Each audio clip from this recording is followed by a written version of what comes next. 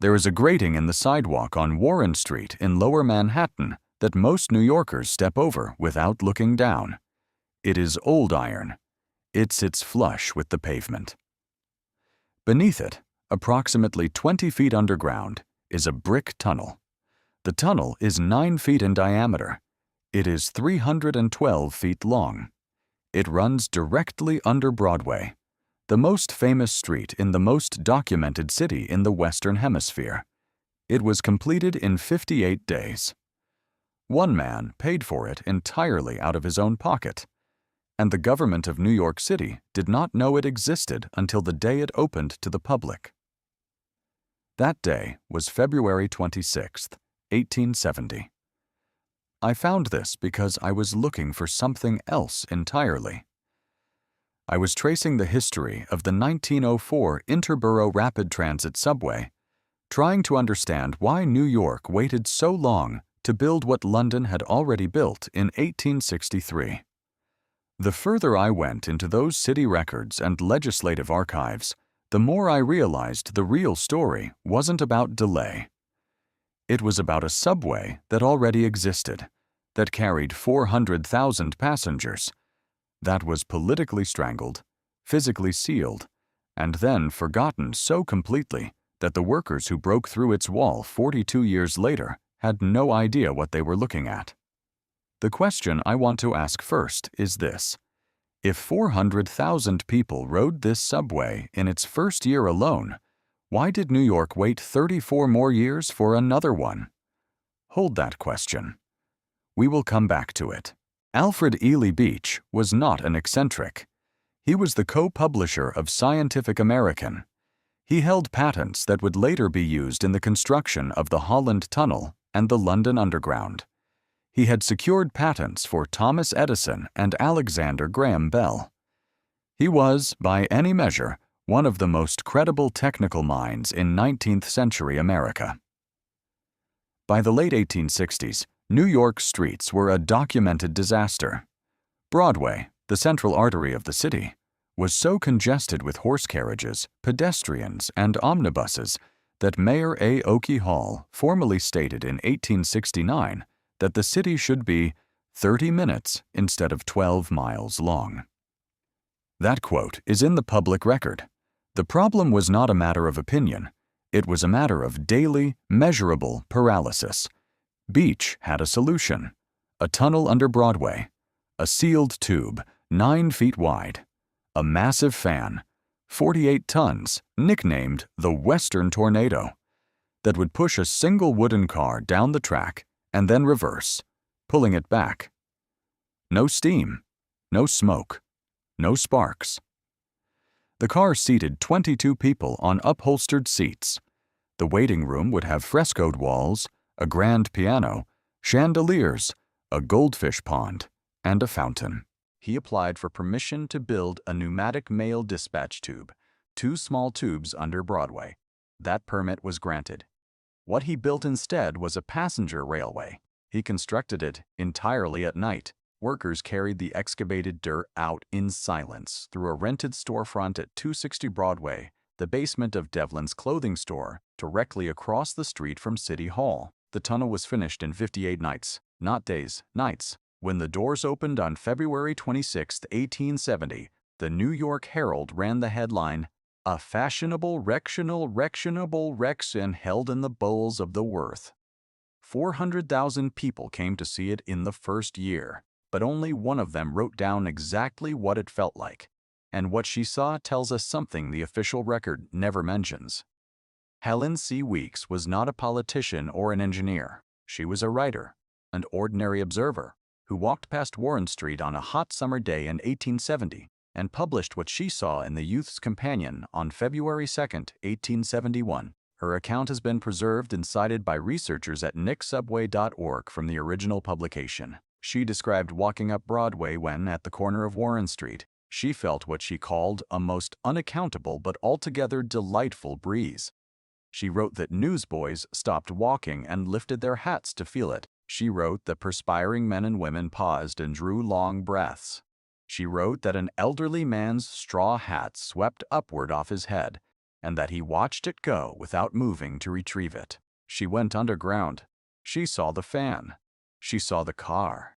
She described a wooden vehicle that felt like the end of something old and the beginning of something she did not yet have a word for. She wrote that the blower would one day send passengers in less than a minute from the Battery to the Central Park. Helen Weeks was not wrong about the technology. She was wrong only about what the city would allow. Her account has been in the public record since 1871.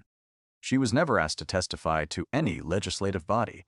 No official record contains her name, and the men who decided what the city would allow, those men left a paper trail that raises a question no official history has cleanly answered. Now consider what the record actually shows. In 1870, Beach's Pneumatic subway carried over 400,000 passengers in its first year of operation. The fare was 25 cents per person. All proceeds went to the Union Home and School for Soldiers and Sailors Orphans, not to Beach, not to investors.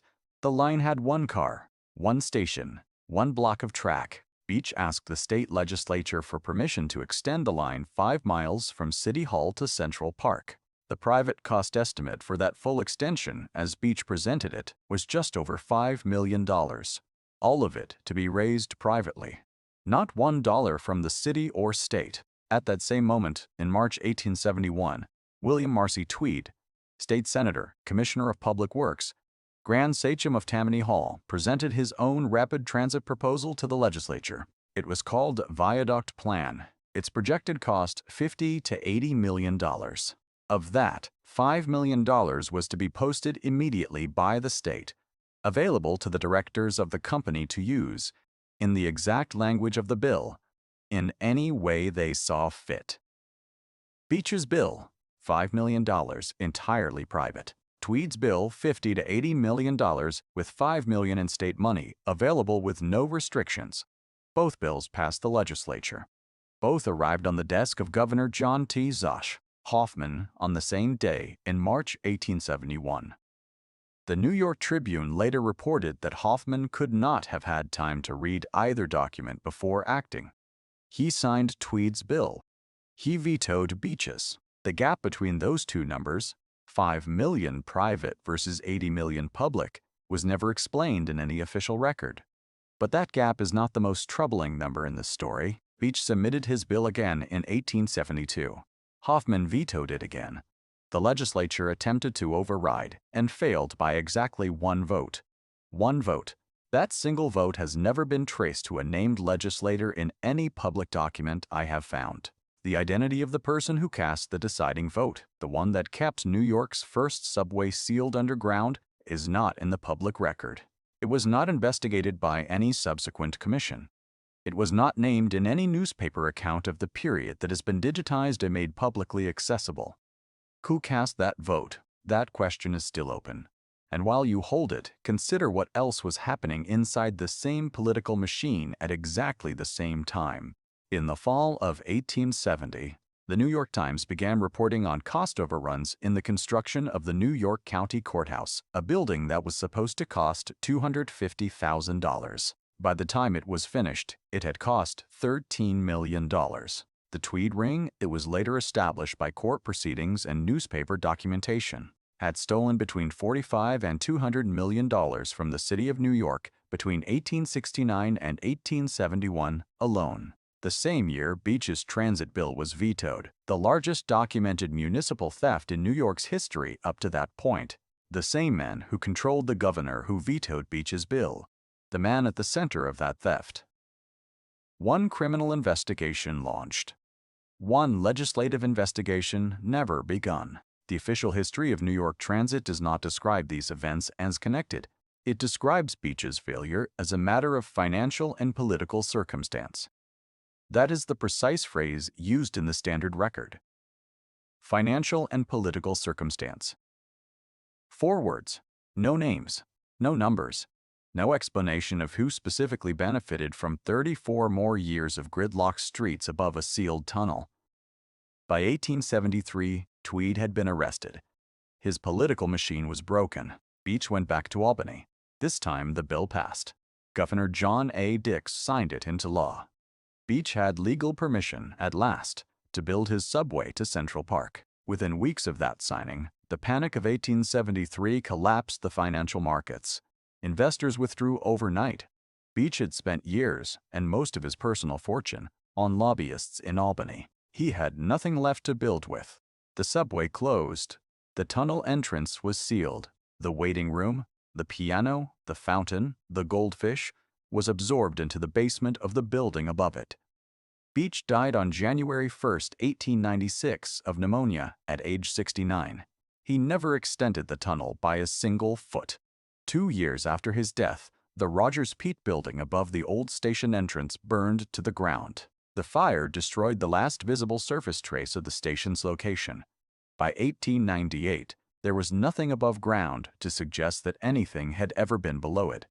The tunnel sat sealed in the dark, and then something happened that the official story has never fully accounted for. In 1912, workers excavating for the Brooklyn-Manhattan Transit's new Broadway line broke through a bricked-up wall beneath Warren Street. Inside, they found Alfred A. Lee Beach's subway car, still on the tracks, nearly intact after 39 years underground. They found the tunneling shield he had used in 1869. They found the grand piano, still standing in the waiting room. The original tunneling shield was removed and donated to Cornell University. It has since been lost, its current location unconfirmed in any public record. The subway car was destroyed during continued BMT construction. The tunnel itself was absorbed into the new line, its brickwork indistinguishable from construction that came 40 years later. Today, the tunnel's remnants are folded into the walls of the R&W train lines running under Broadway. There is no marker at the construction site. There is no protected section of the original tunnel. There is no accessible artifact.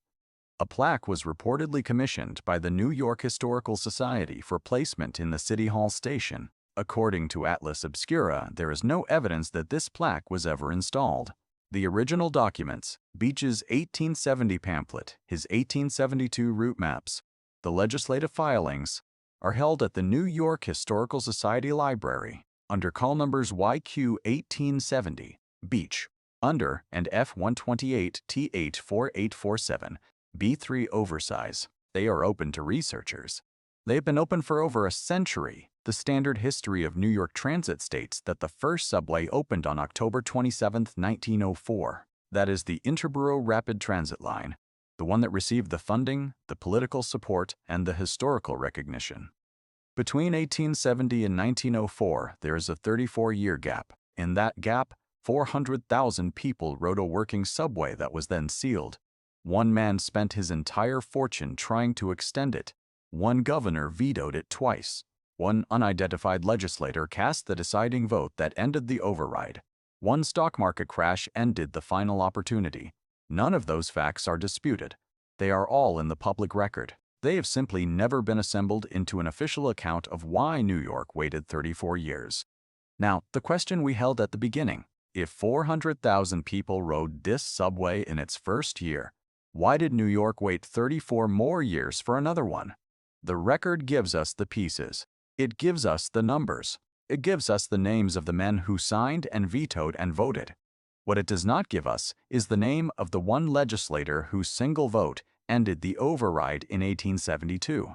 What it does not give us is the internal record of who made the decision to seal the tunnel and when that decision was formally recorded. What it does not give us is any official acknowledgement that the first subway in New York City carried 400,000 passengers, cost the public nothing, and was shut down in the same years that the men controlling its fate were stealing between $45 and $200 million from the same city. The documents are at the New York Historical Society. The sidewalk grating on Warren Street is still there. The R&W trains run through the space 20 feet below Broadway every few minutes, and somewhere in the walls of those tunnels, sealed inside construction that has never been marked or measured, is the brickwork of a railway that 400,000 people rode, and that the city of New York has never officially acknowledged as its first.